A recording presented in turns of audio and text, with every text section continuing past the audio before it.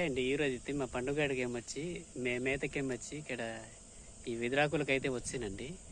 ఎదురాకుల చెట్టు దగ్గర అయితే ఉన్నాను. చూసారు కదా, ఈ విధంగా అయితే ఉంది. ఈ యొక్క ఆకుని మనం కట్ చేయాలన్నమాట. ఇప్పుడు చూడండి, ఈ ఆకుని అయితే కట్ చేస్తున్నాను.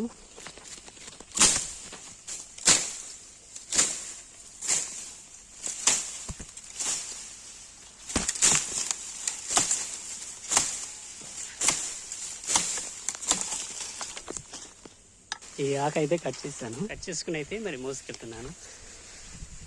సరే కదా,